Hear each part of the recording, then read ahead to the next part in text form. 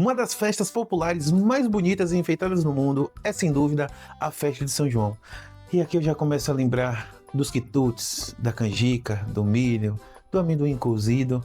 Ai, é uma delícia. Com comidas típicas, ritmos marcantes e uma forte característica interiorana. Ela encanta milhões de pessoas todos os anos. Mas de onde vieram os ritmos, os símbolos e os costumes que hoje fazem parte dessa celebração? Nós brasileiros, muitas vezes, a gente comemora muitas coisas, porém a gente não sabe de onde vem. E nesse vídeo vamos falar dentro da perspectiva cristã, porque é considerado uma festa vinda do cristianismo. Então, de onde surgiram o forró, a embolada, o shot, o baião e tantos outros elementos tão presentes na festa? E os balões, a fogueira, o pau de fitas, o mastro de maio, os fogos e as quadrilhas? Da onde vem tudo isso? Qual é a origem histórica das comemorações juninas? Neste vídeo, vamos discorrer sobre a origem histórica das comemorações juninas e, em especial, as comemorações de São João. E aqui é o Tom, do seu laboratório de entretenimento, o Tom Labs. Desde já, curte, comenta, ativa o sininho e vamos para a intro!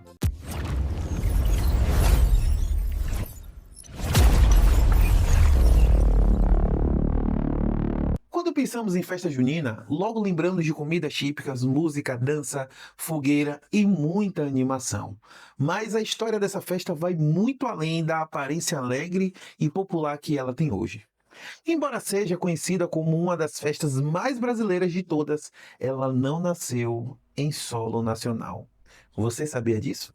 Sua origem remota às celebrações pagãs, anteriores ao cristianismo, realizadas a partir de 21 de junho, no período do solstício de verão, no hemisfério norte. Originalmente, essas celebrações estavam ligadas à colheita, ao calendário juliano e às antigas tradições de povos europeus.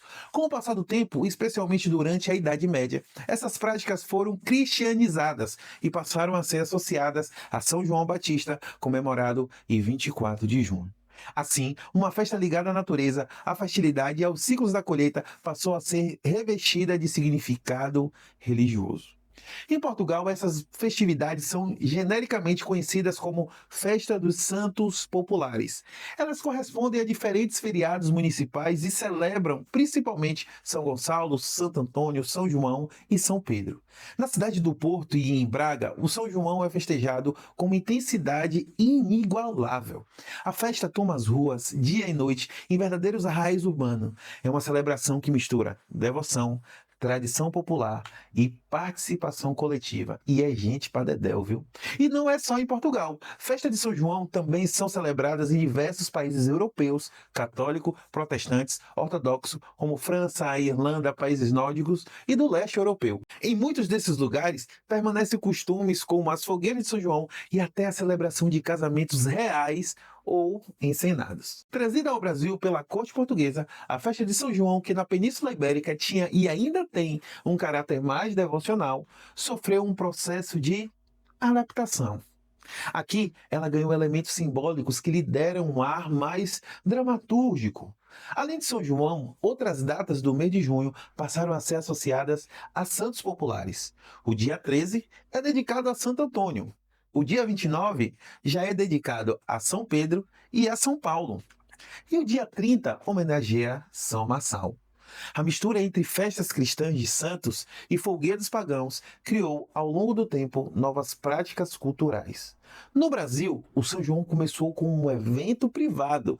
Os senhores de engenho montavam uma festa e convidavam amigos e agregados. Mas, com o passar do tempo, essas celebrações deixaram de ser apenas familiares e passaram a ser da comunidade, até se tornarem públicas. A festa era muito forte em todo o país, mas recuou em várias regiões. No Nordeste, ela se aliou a elementos que lhe deram sustentação, especialmente um ritmo muito famoso, o forró.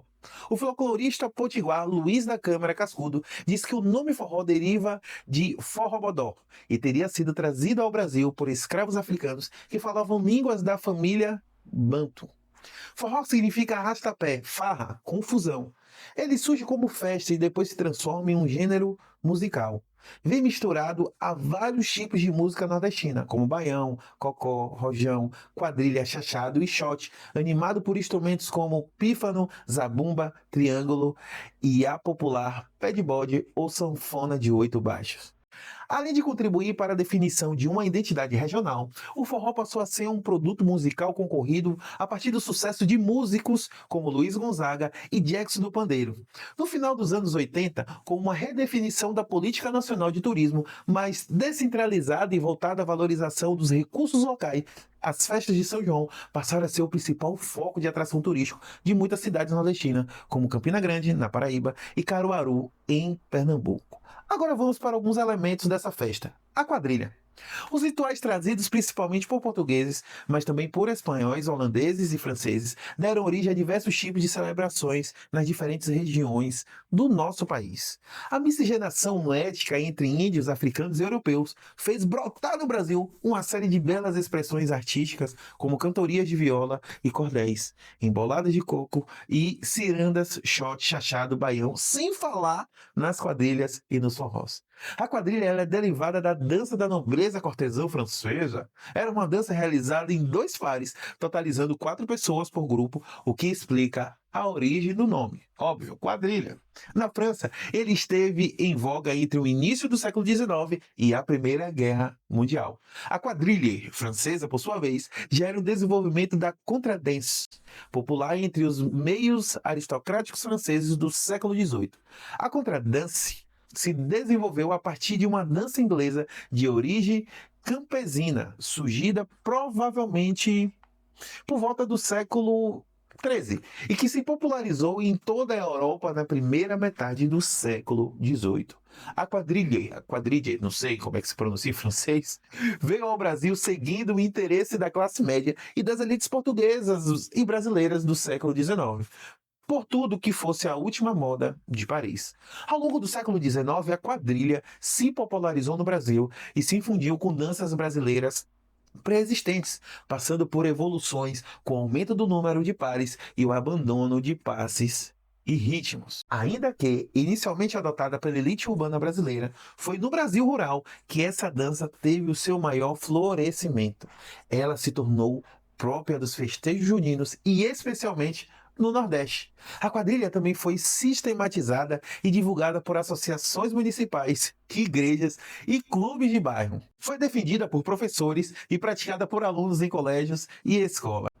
Eu confesso, na minha infância eu participei de muitas quadrilhas aí de São João, tanto na zona rural quanto urbana, como expressão da cultura e da República Brasileira. A quadrilha, como símbolo da festa, também acompanha a encenação do casamento do matuto, celebrado em meio à fogueira, aos fogos e ao noivo, à noiva, ao pai da noiva, ao sacristão e ao juiz e ao delegado. Tanta gente que participa disso, hein?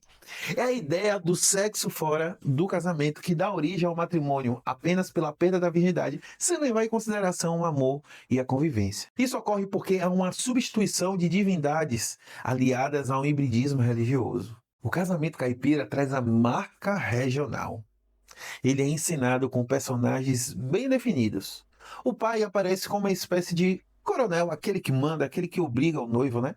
O noivo é um caipira roceiro com característica do sertão, mas também um malandro, experimentado em outras praças. A noiva representa a Virgem, marca da religião cristã que rege a sociedade da época. E o pároco remete à figura do Padre Inciso, um clérigo que rompeu com a igreja, mas que tem consciência social e, por isso, tornar-se um outro ídolo do povo. O casamento faz alusão à gravidez fora do casamento, mas na verdade é a mistura de costumes, uma vez que é comemorado neste período e que também aparecem os deuses da fertilidade. Olha que interessante como essas coisas estão bem engendradas, bem linkadas. A gravidez é vista como uma bênção desses deuses, porém, ela não pode ser aceita pelo costume da sociedade cristã. Por isso, o noivo chega amuado, quer botar boneco, tenta fugir, o pai da noiva ameaça logo com um bufete ou uma cipoada, e o padre apressa o casório, vai seu padre. A noiva costuma esconder a gravidez, a sua mãe tem uma bilola e é amparada por uma marmota. Outro símbolo usado para enfatizar a marca do Nordeste é a vestimenta de cangaceiro. Ela é característica das chamadas quadrilhas matutas, também chamadas de quadrilhas de raiz. mais rústicas e sem coreografia rígida em sua origem. Essas quadrilhas hoje são organizadas com ensaios exaustivos, como qualquer outra quadrilha tradicional. Os balões são outro elemento marcante das festas juninas. Os portugueses levavam da Ásia enfeites de papel, balões de ar quente e pólvora, entre outros elementos. Embora haja proibição no Brasil, eles são usados em abundância na cidade do Porto, em Portugal, e o céu se enche com milhares deles durante toda a noite. O uso de balões e fogos de artifício durante o São João no Brasil está relacionado, segundo alguns historiadores e sociólogos, com o uso tradicional da fogueira junina e seus efeitos visuais. Mas também existe uma relação mais antiga com a adoração ao fogo em rituais antigos, ligados à adoração ao sol e ao respeito pelas forças da natureza que produziam esse elemento. O Soen, uma antiga celebração de passagem dos equinócios, tinha a fogueira como elemento sagrado e necessário de proteção. O costume de soltar balões foi trazido pelos portugueses para o nosso país e se mantém em ambos os lados do Atlântico. Porém, na cidade do Porto, esse costume é mais latente.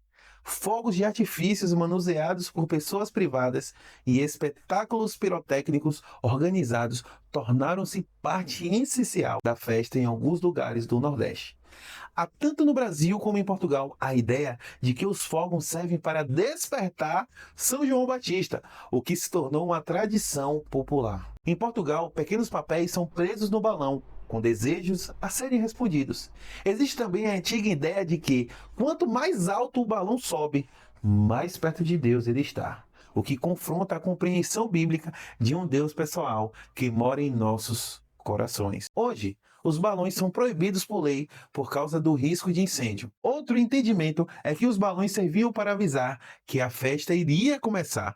Soltavam-se os balões para identificar o início da celebração. Durante todo o mês de junho, é comum, principalmente entre as crianças, soltar fogos como uma manifestação poderosa do fogo. Essa é a ideia antiga da sacralidade do fogo, que aparece também na fogueira. Um dos grandes símbolos das festas juninas é a fogueira de São João. Segundo a tradição católica, ela surgiu na noite do nascimento do santo, quando sua mãe Isabel teria mandado acender a fogueira nas montanhas da Judéia para anunciar a chegada do filho ao mundo.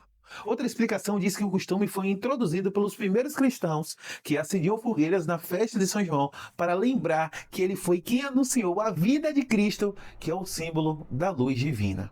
A tradição diz que a fogueira de São João deve ter a forma de uma pirâmide com a base arredondada, mas a explicação mais plausível para essa tradição está na fogueira da Páscoa originária do Soen, uma comemoração pagã que acreditava na abertura de um portal entre o mundo dos vivos e o mundo dos mortos.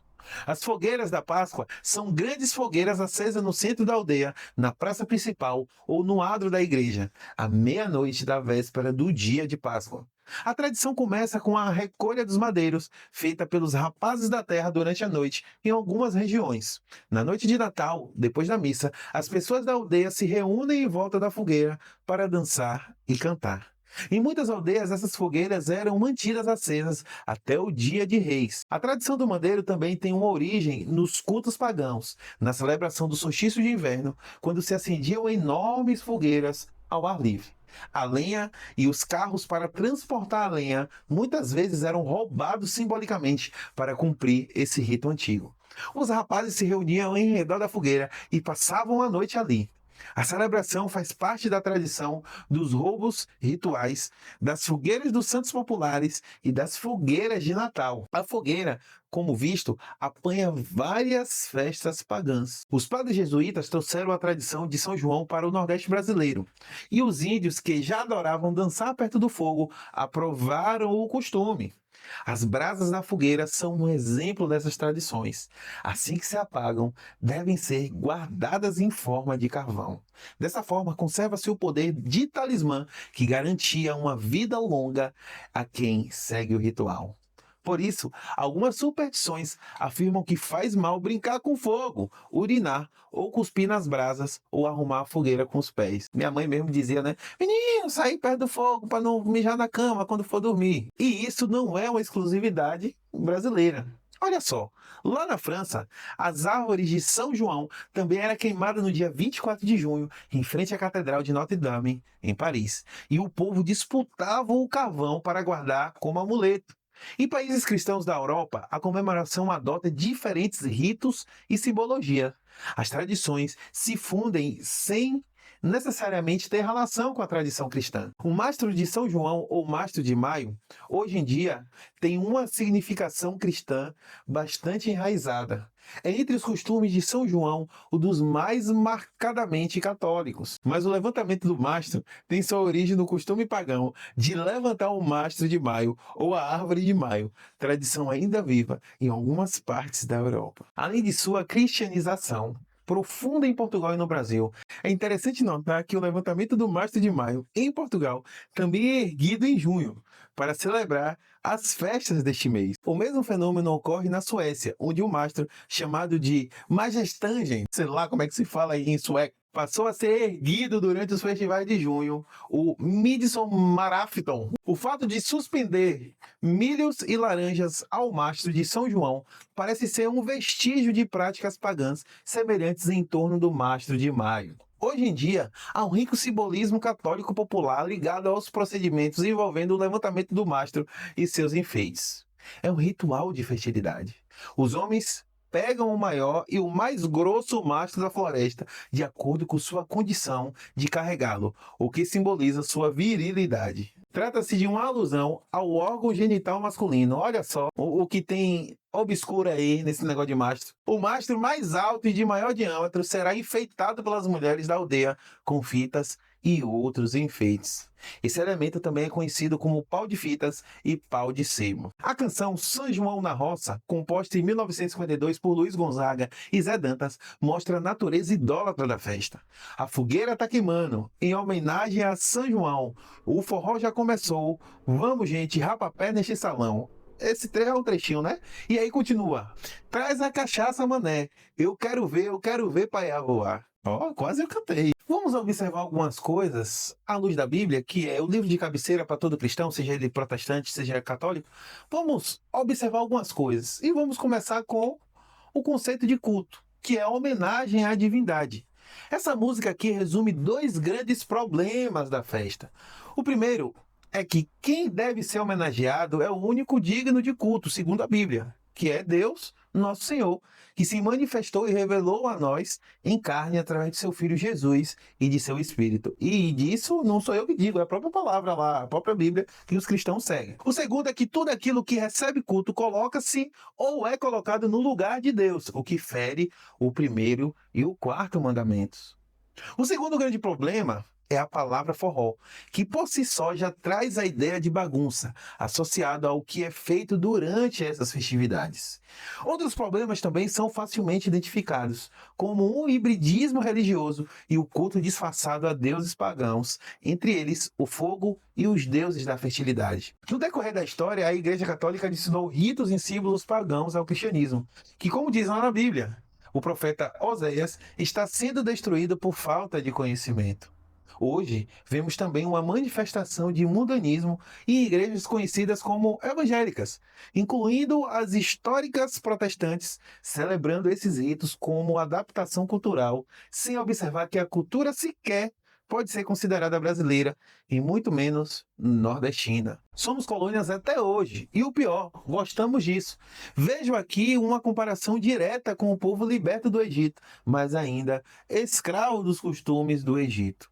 Toda aquela geração, com exceção de alguns poucos, teve que morrer no deserto porque a nova vida em Deus, na Canaã prometida, exige a perda de uma mente escrava de práticas pagãs que ferem a nova maneira de viver e, principalmente, o relacionamento com Deus real, supremo e verdadeiro. Olha só que interessante que a Bíblia traz pra gente. Os chamados sem João, mas com Jesus, não passam de ignorância histórica sobre a origem de elementos que são desvios doutrinários e ferem um relacionamento especial com o Senhor. Para encerrar esse estudo sobre a origem do São João, nada melhor do que lembrar um texto bíblico que pode elucidar essa e outras práticas de desvio, fazendo-nos refletir sobre tudo o que tenta nos tirar do caminho. Lembre, aqui eu estou me posicionando como cientista e eu preciso trazer uma ferramenta de estudo que também é a Bíblia no caso de um estudo cristão. E olha só que interessante essa passagem bíblica que está na primeira carta de Paulo aos Tessalonicenses, no capítulo 5, dos versos 12 a 23. Olha só o que ele diz aqui. Ora, rogamo-vos, irmãos, que reconheçais os que trabalham entre vós, presidem sobre vós no Senhor e vos admoestam, e que os tenhais em grande estima e amor por causa da sua obra. Tende paz entre vós.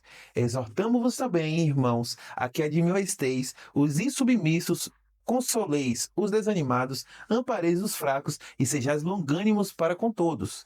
Vede que ninguém dá outra em mal por mal, mas segue sempre o bem, uns para com os outros e para com todos. Regozijai-vos sempre.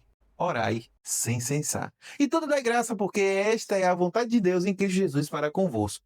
Não extinguais o Espírito, não desprezeis as profecias, ponde tudo à prova, retende o que é bom, abstei-vos de toda espécie de mal, e o próprio Deus de paz vos santifique completamente. E o vosso espírito, alma e corpo sejam plenamente conservados, irrepreensíveis para a vinda de nosso Senhor Jesus Cristo.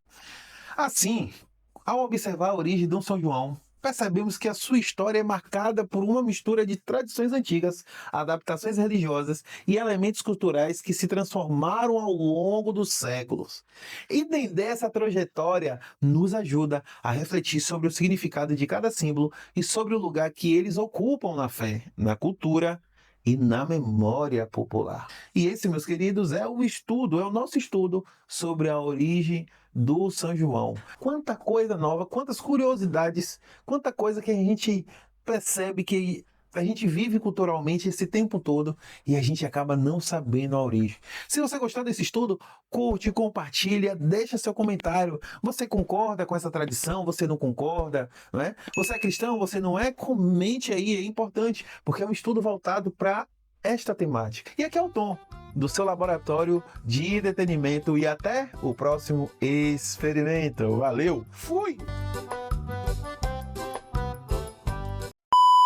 O pai da noiva começa com o bufete. A noiva costuma esconder a gravidez. Sua mãe tem uma bilola. Que é isso?